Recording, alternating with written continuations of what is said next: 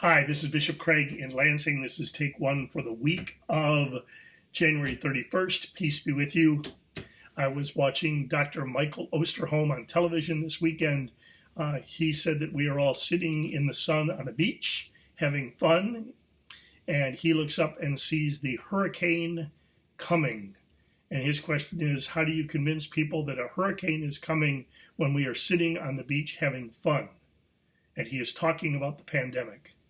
Many of us are thinking that it's over, that the vaccines are going to be here soon, that we're going to get back to in-person worship and everything is fine. And Dr. Osterholm and many other medical professionals are saying the next 6 to 8 weeks will be the worst of it. And so we need to be prepared to stay home. We also need to wear masks and keep social distancing. But we need to be prepared to stay home. And so I find comfort in two of the readings that we will hear on February 7. The first is from Isaiah, and Isaiah proclaims the greatness of God. And the promise is that God does not grow weary, and he gives strength to those who grow faint. And I don't know about you, but I'm getting a little weary and faint with all this. And so I am grateful that I can rely on God to give me strength. And I encourage all of us to do that. The gospel reading is from Mark, the first chapter in the Revised Common Lectionary, and I will be preaching the sermon that we put out on video, so I don't want to give it away. But what I do want us all to notice is the context of this reading, where the action takes place. And it takes place in the home, in Simon Peter's house. So and it's mighty, and it's Jesus, and it's new life, and it's healing. So perhaps we all need to be reminded, maybe just me, that Jesus is at home with us. Jesus is in the house with us, and that Jesus is bringing his mighty power and new life even at home. We don't need to go to church to be with Jesus. Jesus is at home with us, and that's really good news. So three things I want to talk to you about today. The Super Bowl is Sunday, the 7th of February. I don't really care. But Bishop Laura Barbans of the Northeast Ohio Synod has issued a challenge to the synods of Region 6, the Super Bowl of parochial reports. So the synod that gets the most parochial reports in by February 6th, that's this Saturday, they win. And they may even get a trophy. David Sprang has made it clear to me that losing to Ohio is to be expected. So I don't care. But let me tell you about someone who does care. That would be our office manager, Ann Stavros, who, well, shall we say, is competitive. A few years ago, she realized that the ELCA keeps track of the percentage of synods, congregations, that turns in their parochial reports, and so they have a record of that, and they let you know what your percentage is and how you fare compared to other synods. And when Ann Stavros figured out that at that time, probably still is true, the Northern Great Lakes Synod was 100%, and we were not, Ann doesn't like to lose, and so she really got on board to bring up our percentage, and she has done that. So I have not told Ann Stavros that there is a Super Bowl competition among parochial reports in Region 6 and that we might lose.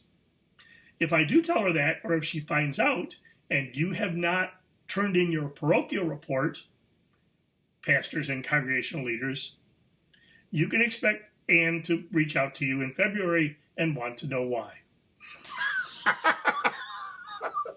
I mean, it's not coming from me, it's coming from Ann. And if there's anything the Synod staff will tell you, it's don't mess with Ann. So that's one thing I would tell you. The second thing I would tell you is about Ash Wednesday. people are asking, what do we do on Ash Wednesday? Because, either maybe we're going to have in-person worship, maybe we're going to do parking lot worship, but more importantly, people are asking, what do we do if we don't want to go out? Thank you. So I want to be a professor here for a minute and explain that ashes are a sign. They're a very helpful sign. For Lutherans, they're a relatively new sign. I remember in 1985 being on internship at Trinity Midland and being with my supervisor, Bernie Philibom, and his son, Tim Philibom.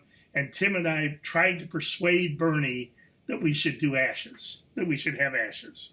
So they're a relatively new sign, relatively as new as my career, as the span of my ministry. But they are a sign, okay? Which means you don't need to have a pastor present. You don't need to go to church to have ashes. You can make your own ashes. Ideally, the way you do that is if you have your palms from last year, you burn them. So you have the ash, and then you put in a bit of olive oil.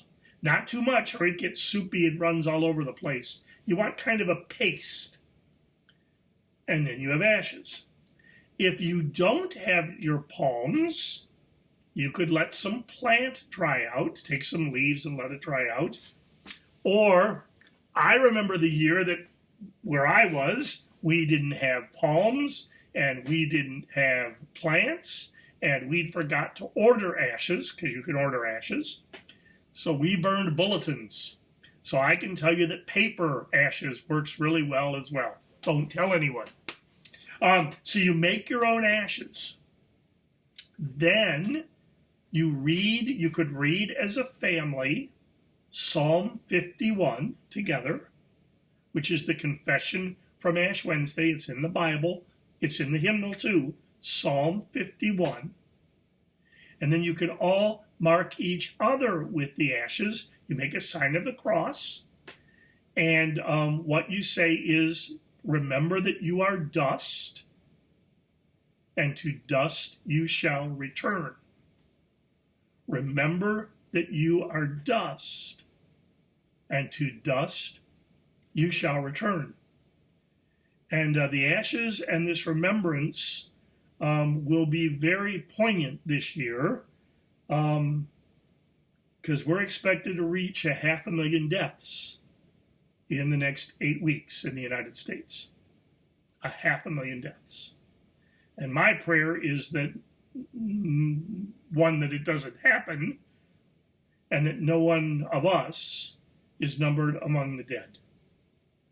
So maybe it's best to stay home, and to mark each other with ashes, and to remember that we are dust, rather than take some chances and ending up having others remember that we have become dust.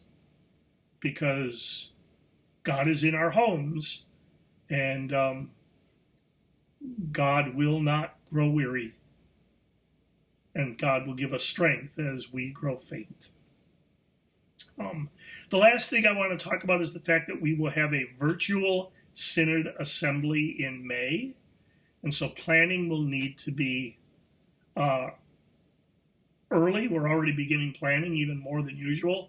So two things that you'll probably hear in lots of places that I just want to put in your ear now is, first, voting members, people who come to Synod Assembly, will need to be at least a bit tech savvy, or to have support for tech savviness.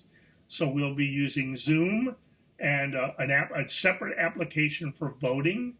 And everyone will need their own device to vote.